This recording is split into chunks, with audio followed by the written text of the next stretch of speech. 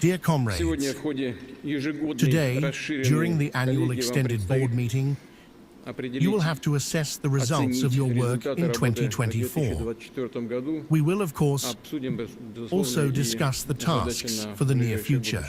But first of all, I would like to thank the leadership and personnel of the Ministry of Internal Affairs for their responsible approach to fulfilling their duties.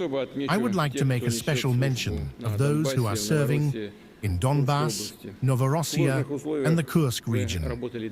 Under difficult conditions, you worked honorably and professionally, did your best to help people, protect law and order, ensure rhythmic daily work of territorial subdivisions, and they have a heavy workload.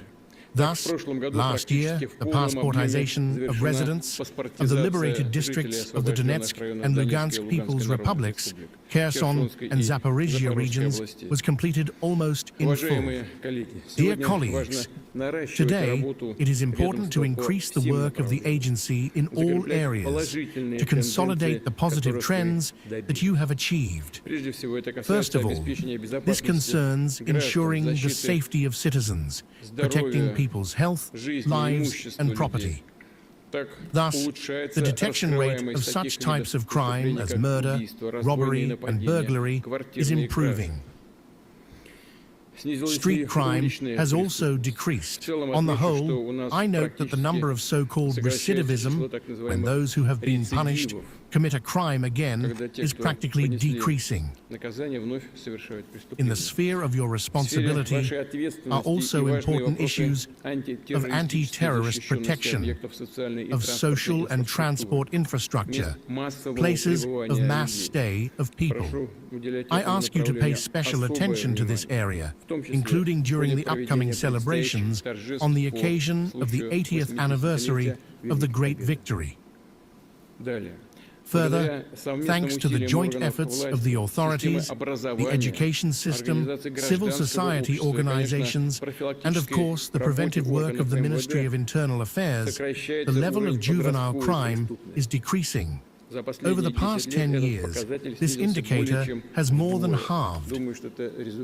I think that this is the result of purposeful work in this area.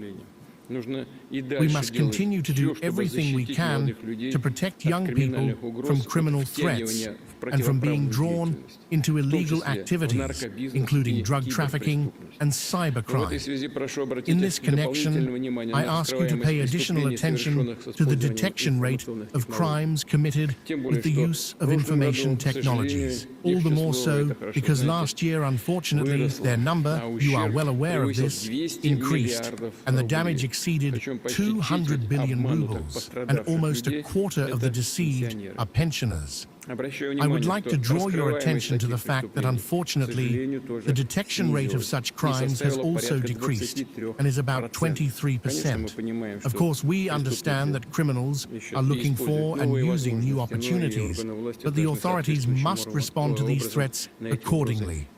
Your task, in cooperation with other relevant agencies, is to seek new, more effective methods of combating this threat, including within the framework of a unified system for countering such crimes.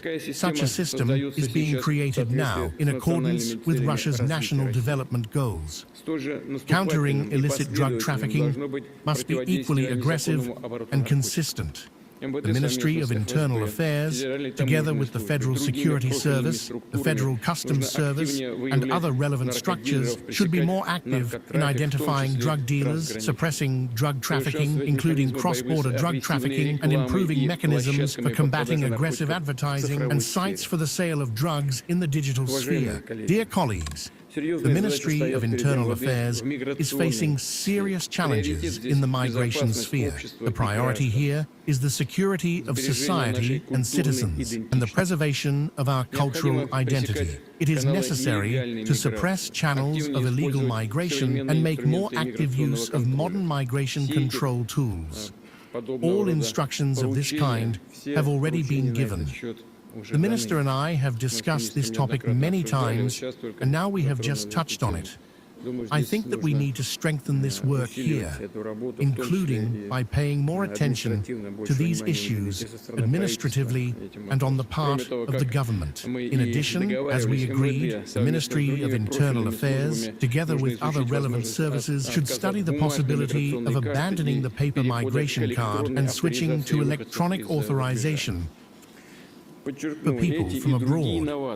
I emphasize that these and other innovations should be reflected in the updated concept of state migration policy, which should be adopted as soon as possible this year. And of course, we should develop the existing mechanisms to support the return to the homeland of our compatriots, as well as those foreigners who share our traditional values, who want to live and work in our country, and especially if they have the appropriate qualifications and education and are needed by our economy. The fight against extremism remains an important task of the internal affairs agencies. National and religious intolerance, aggressive and militant radicalism are a threat to the unity and cohesion of the multinational people of Russia, as we understand very well, to our sovereignty after all, and even to the territorial integrity of the country.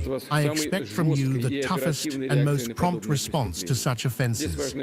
It is important to use all tools here, including preventive work, dialogue with civil society institutions, and religious associations. Russia's large-scale, long-term development plans require reliable economic security, which means systematic work to cleanse industries and the financial sector of criminals and money laundering schemes. We must not slow down in the fight against any corrupt practices.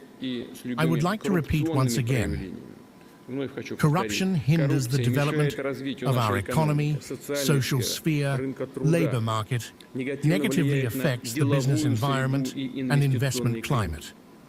Particular attention should be paid to curbing attempts to embezzle budget funds in the implementation of the State Defense Order and national projects, as well as our other development programs. Here it is important not only to identify specific criminals, but also to carefully, together with colleagues from federal, regional and municipal authorities, identify problem areas, criminogenic risks in legislation and management practices, in order to eliminate the very preconditions for such crimes.